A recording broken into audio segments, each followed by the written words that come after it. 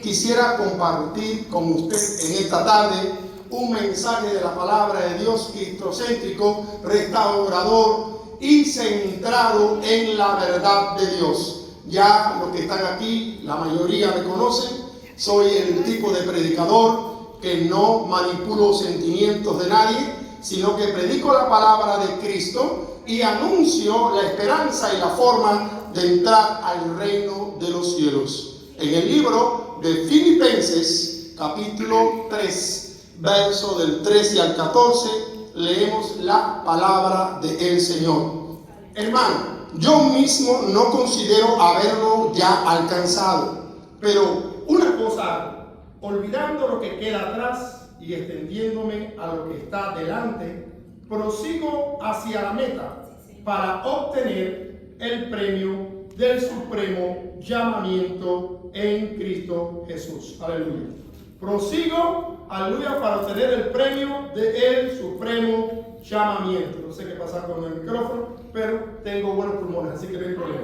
Aleluya. La Escritura nos enseña de un premio, de un llamamiento, y vamos a ver, aleluya, lo que nos dice la palabra del Señor. Y voy a predicar bien despacio a forma de que el traductor del teléfono del pastor le dé tiempo a traducir, porque quisiera que él escuchara esta palabra. Aleluya. En Nehemías capítulo 1, versos del 1 al 3, dice: en el mes de Kisleu del año 20, mientras yo me encontraba en Susa, que era la capital del reino, recibí la visita de Hanani, uno de mis hermanos y de algunos varones de Judá. Al preguntarle por los judíos que habían escapado con vida del cautiverio y por Jerusalén, me dijeron: los cautivos que quedaron con vida están muy mal y pasando mucha vergüenza. Las murallas de Jerusalén están en ruina y las puertas de la ciudad fueron quemadas. No debemos nosotros olvidar, aleluya, que tanto si Esdras se dedicó a la reconstrucción del templo, Nehemías fue llamado a la restaurar y reconstrucción de los muros de la ciudad para salvaguardar la ciudad de los ataques.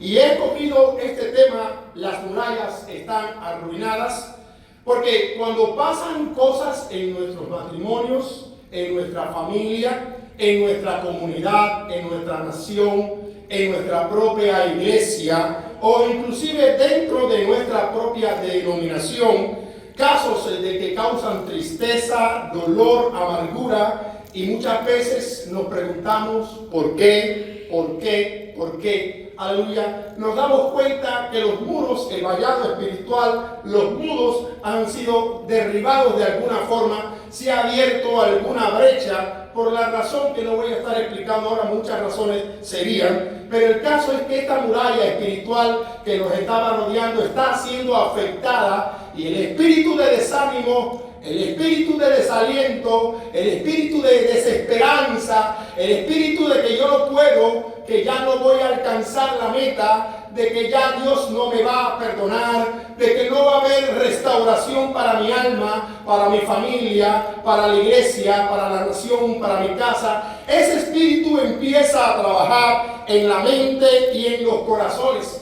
Ahora, la tarea más difícil es que cuando queremos empezar a restaurar, siempre se levantan los enemigos. En el libro del profeta Nehemías, capítulo 2, verso 19, dice: Sanballat y Tobía y Gesem despreciaron a los judíos en su corazón. Sin embargo, cuando Sanballat y Tobía y Gesem, el árabe, se enteraron de nuestro plan, se burlaron con desprecio. ¿Cuántas veces, aleluya, hemos escuchado en la calle que árbol torcido jamás se endereza? O que de esa enfermedad ya no vas a escapar porque es una enfermedad terminal. O que quizás tu situación económica no va a tener un buen resultado y que para ti las esperanzas son bien pocas. O que esta nación en guerra, ¿quién la podrá levantar? En cierta ocasión, la Escritura nos enseña que el mismo Dios del cielo y de la tierra le dijo a Ezequiel: hijo del hombre, ¿crees tú que estos huesos vivirán? Y era un valle completamente de huesos secos, dice la palabra, y secos en gran manera. No había vida en ellos. Y la respuesta de Ezequiel el profeta fue: Señor, solo tú lo sabes, porque en su humanidad él decía: eso es imposible. Ya aquí ya no hay esperanza, ya esta gente murieron, ya esta gente se quedaron sin piel, ya esta gente lo que queda en los huesos y están pronto a convertirse en polvo. Y asimismo, cuando uno va a comenzar una tarea de restauración o de levantar, aleluya, un lugar, los enemigos siempre solamente se levantan a criticar, a juzgar, a tratar de desanimar a aquel o aquellos que están tratando de restaurar. Y la palabra restaurar está hablando llevar al orden original que algo tenía. Si se habla de restaurar un templo, se está hablando de llevarlo a su origen como estaba antes. Si se habla de restaurar un matrimonio, se está hablando de restaurar relaciones rotas. Si se habla de restaurar la salud, se está hablando de volver a tener salud en este caso y quitar la enfermedad que sea. Y si se habla de restaurar una nación completa, se está hablando de rebuildear, volver a empezar de nuevo sobre las bases de la ruina de lo que sucedió. Y vemos que estos hombres, Sanbalat y Tobías, son tipos del diablo y del demonio. Pero también dice la Escritura que el diablo usa a sus agentes y a sus instrumentos a fin de provocar desaliento y desorden dentro del pueblo del Señor. Pero la noticia, dice la Escritura una vez más, llegó a oído de Sanbalat el horonita y de Tobías el siervo amonita y de Gesem el árabe. Y se burlaron de nosotros despectivamente y nos dijeron: ¿qué hacen? ¿Acaso se están rebelando contra el rey? Una de las estrategias del enemigo es destruir la confianza y la esperanza a través de la burla. ¿Tú crees que para tu caso hay solución? ¿Realmente tú estás soñando con que esa enfermedad se va a sanar? ¿Tú crees que el Dios del cielo va a venir a intervenir en tu matrimonio? ¿Acaso tú crees que esos 20 años de prisión, dando un ejemplo, van a quitársete de arriba porque están orando por ti? Vamos, ¿tú crees que esa iglesia destruida y en ruina va a volver a comenzar otra vez? Olvídalo. Son palabras que el diablo y sus instrumentos utilizan para desanimar al pueblo de Dios. En el libro del profeta Nehemías, capítulo 4, verso 3, repite una vez más la palabra de Dios, hablando de Tobías. Tobías, el amonita que estaba al lado, comentó: esa muralla se vendría abajo si aunque fuera un zorro caminara sobre ella. O sea, lo que estás haciendo es tan débil que no va a funcionar. Así que la tarea de restaurar o de reedificar un lugar demanda tiempo y demanda visión. Los enemigos enojados, dice la Escritura en Nehemías 4:2, realmente querían burlarse del pueblo de Dios, y se burlaban porque el material que estaba utilizando Nehemías no eran bloques o ladrillos nuevos, sino que eran piedras rescatadas del montón de escombros, piedras ya calcinadas, y una piedra calcinada tiende a quebrarse fácilmente. Ese es el material que ellos tenían, no tenían materiales nuevos, y por eso es que ellos se burlaban. Ahora, lo importante es que de esas piedras calcinadas, de esos escombros calcinados, de ese cuerpo maltratado, quizás por la droga, el vicio, el alcohol, lo que sea, de esa nación destruida por la guerra, de ese matrimonio ya bien hecho tierra que está al punto de disolverse porque no se le ve ni el punto de salida, de esa situación, al igual que estas piedras calcinadas, el Señor iba a empezar a restaurar la muralla espiritual. En el libro de Jeremías, capítulo 18, versos del 1 al 6, dice la Escritura: palabra que vino a Jeremías de parte de Jehová, diciendo: levántate y desciende a la casa del alfarero, y allí te haré oír mis palabras. Entonces descendí a casa del alfarero, y aquí que estaba allí haciendo un trabajo sobre la rueda, y la vasija de barro que estaba haciendo se echó a perder en la mano del alfarero. Así que volvió a hacer de ella, repita conmigo, de ella, otra vasija, según le pareció mejor al alfarero hacerla. Entonces vino a mí palabra de Yahweh diciendo: no puedo yo hacer con vosotros, casa de Israel, lo mismo que hace este alfarero, declara Yahweh. He aquí, como el barro en las manos del alfarero, así sois vosotros en mi mano, oh casa de Israel. Lo que a mí me interesa y me agrada de la palabra restaurar o reconstruir, pero más específicamente restaurar, es que cuando se restaura algo, no se fabrica de nuevo y se olvida lo viejo, sino que se utiliza el mismo material ya dañado, ya quebrado, ya desbaratado, aquel material que parece que no va a funcionar, y se vuelve a reformar, en este caso la vasija. Nosotros somos barro en las manos del Señor. Y cuando nosotros nos quebramos por cualquier falta o por cualquier motivo, Dios no nos bota, no nos desecha y crea un nuevo hombre. Vemos el caso de Adán y Eva. Ellos pecaron y Dios no los destruyó y no creó una nueva pareja. De la pareja caída reconstituyó y salvó y levantó a toda la humanidad, de la cual ahora nosotros formamos parte. Así que esta tarea de restaurar se basa en utilizar el mismo material que el diablo dañó, el mismo material que el diablo pisoteó, el mismo material que aparentemente no tiene esperanza, y se le vuelve a dar forma en la rueca del Señor y en las manos de Cristo. Todo es posible, nada es imposible para el Señor de los cielos y de la tierra. Ahora, esta restauración también nos habla de la restauración física de la voluntad entristecida.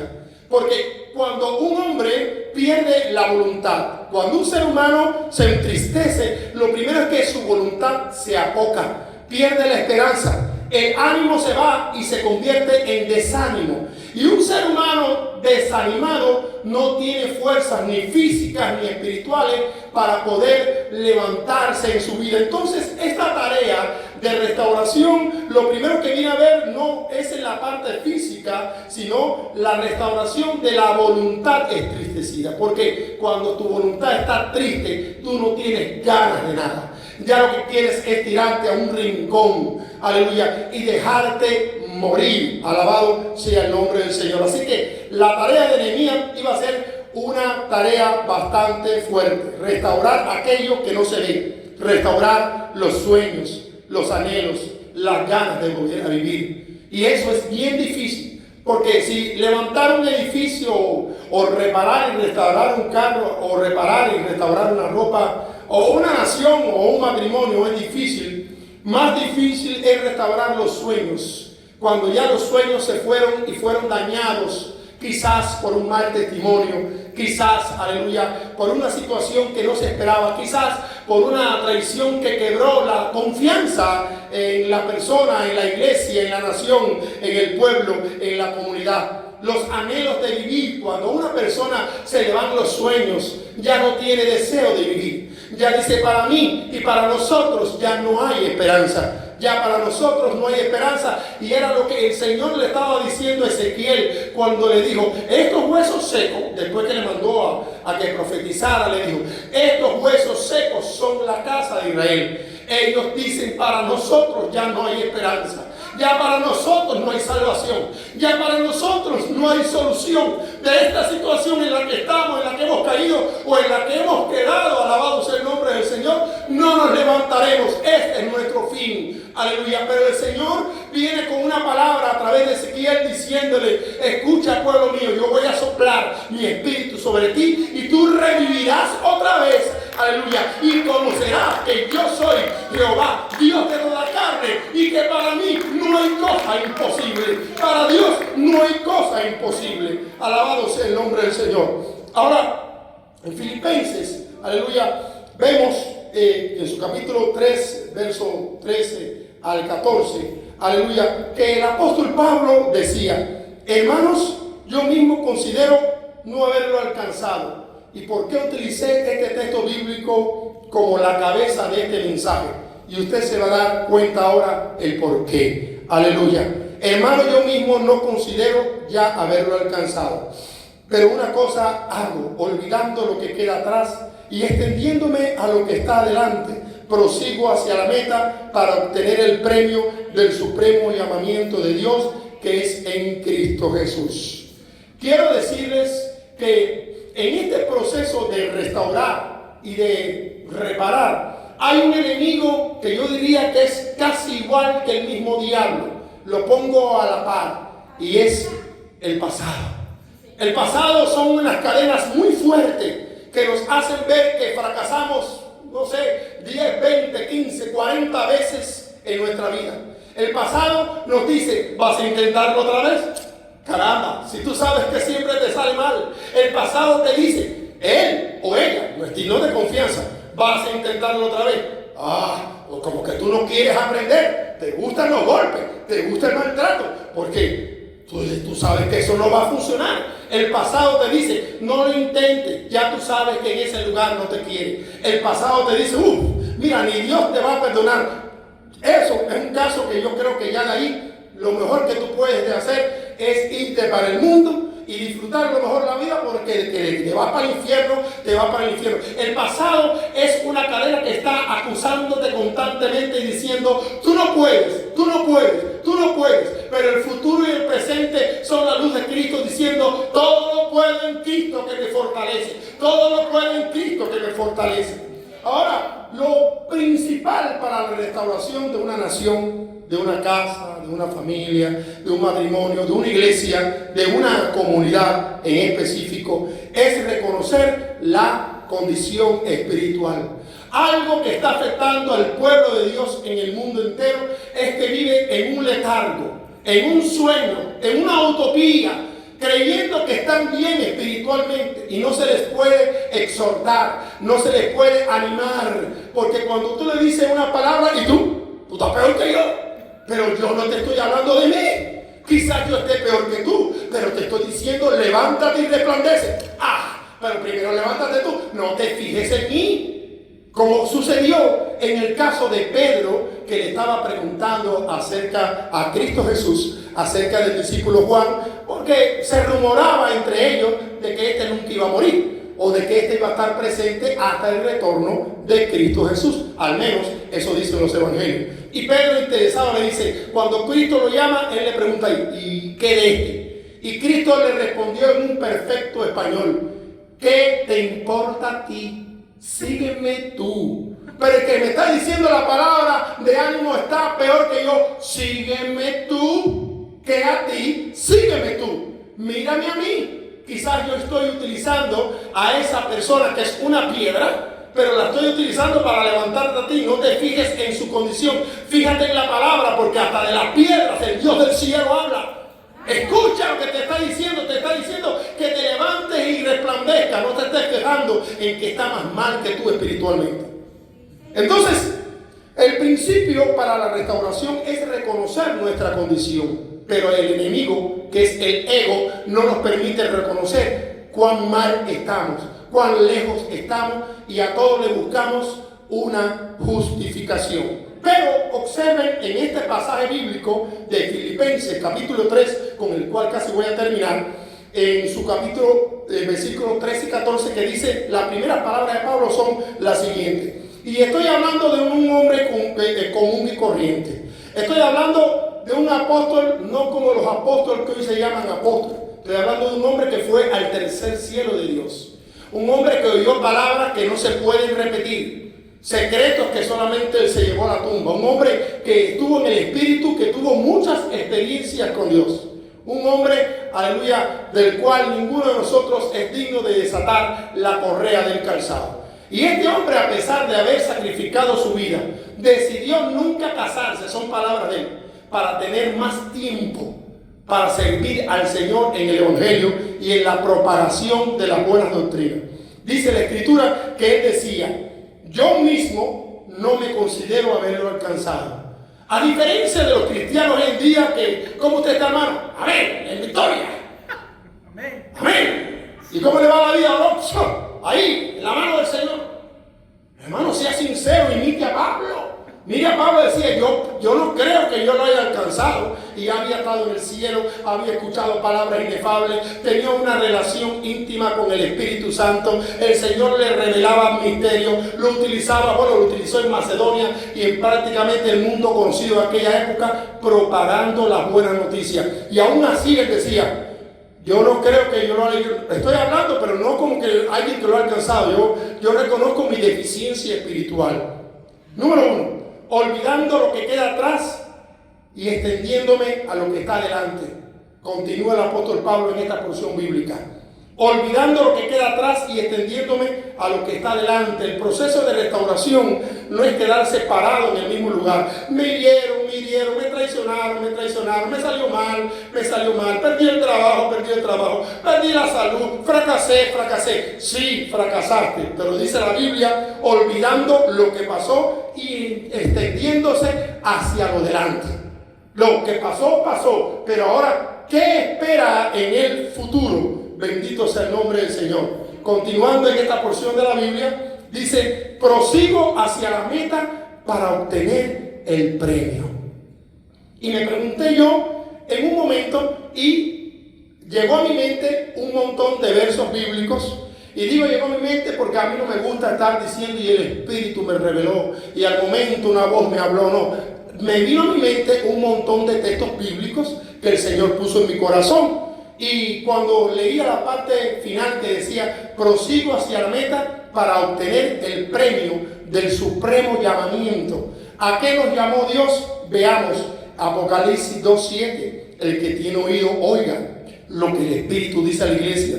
Al que venciere, le daré a comer del árbol de la vida, el cual está en el medio del paraíso de Dios. ¿A qué nos llamó a Dios? Apocalipsis 2:11. El que tiene oído, oiga lo que el Espíritu dice a la iglesia. Al que venciere no sufrirá daño de la muerte segunda. ¿A qué nos llamó Dios? Apocalipsis 2:17. El que tiene oído, oiga lo que el Espíritu dice a la iglesia. Al que venciere, daré a comer del maná escondido y le daré una piedrecita blanca y en la piedrecita un nombre nuevo, el que ninguno conoce, sino aquel que lo recibe. ¿Cuál es el premio nuestro? Apocalipsis 2, 26, 29. Al que venciere, le guardaré mis obras hasta el fin. Y guardar mis obras hasta el fin, yo le daré autoridad sobre las naciones y la regirá con vara de hierro y serán quebradas como vaso de alfarero, como yo también la he recibido de mi Padre, y le daré la estrella de la mañana. El que tiene oído, oiga lo que el Espíritu dice a la iglesia.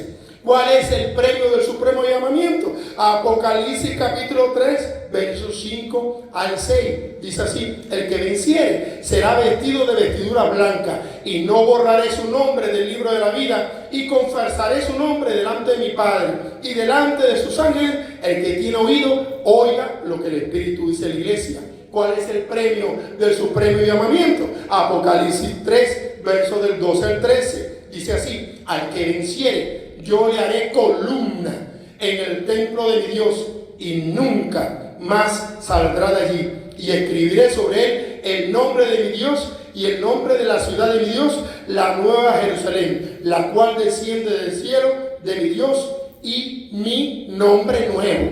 El que tiene oído, oiga lo que el Espíritu dice a la iglesia. Y finalmente, ¿cuál es la meta, el premio del supremo llamamiento? Apocalipsis capítulo 3, verso 21 al 22. Al que venciere, le daré que se siente conmigo en mi trono, así como yo he vencido y me he sentado con mi Padre en su trono. El que tiene oído, oiga lo que el Espíritu dice a la iglesia. Observe que en estos 7 pasajes la Escritura dice 2 cosas. Una, al que venciere, repite conmigo. Al que venciere, no está hablando del cobarde, del que titubea, del que dice ya aquí no hay esperanza, esto está en ruina y jamás y nunca mi matrimonio se va a resolver, o de esta enfermedad yo no me escapo, me voy a morir, o realmente esta ciudad no hay manera que se levante, o lo que sea. Dice al que venciere, al vencedor. Y luego repite en los 7 versículos, el que tiene oído, oiga. El que tiene oído, oiga. El que tiene oído, oiga lo que el Espíritu Santo está diciendo a la iglesia. En estos 7 pasajes se encuentran consumadas las promesas del llamamiento de cada uno de nosotros. Ser columna, reinar con Cristo en su trono, llevar su nombre nuevo sobre nosotros. Se consuma ser guardado de las plagas y de la muerte segunda. Se consuman un montón de bendiciones que tienen que ver con el blanco del cual hablaba el apóstol Pablo. Prosigo el blanco del supremo llamamiento en Cristo Jesús. ¿Vale la pena pelear? ¿Vale la pena luchar? Pero pastor, las bancas están vacías, ya pasó un año. ¿Vale la pena? ¿A quién predicas? ¿A Cristo o a la multitud? ¿A quién le cantas? ¿A Cristo o a la multitud? Ay, pastor, pero va a costar trabajo, porque por aquí pasaron y hicieron tierra las cosas. No, al que venciere. Esto es para valientes. Siempre he dicho que el reino de los cielos es para los valientes. Haya 3 o haya 4, haya 5 o haya 1000. Cristo tiene que ser predicado y Cristo tiene que ser alabado, glorificado. Y aunque tú seas mañana la última alma en el planeta Tierra, alábalo, alábalo, alábalo, alábalo, alábalo y alábalo, porque eres digno de la gloria, la honra, el poder, la alabanza, el principado, el dominio son suyos y suyos serán siempre. Alabado sea el nombre de Dios. Vamos a estar puestos en pie hasta aquí. Esta bendita palabra del Señor que he compartido con ustedes, terminando con el texto bíblico que comencé una vez más. Hermanos míos, no me considero haberlo ya alcanzado, pero una cosa hago, olvidando lo que está atrás, mi pasado, y extendiéndome lo que está delante, lo que Cristo me prometió. Prosigo hacia la meta para obtener el premio del supremo llamamiento de Dios que es en Cristo Jesús. Padre Santo,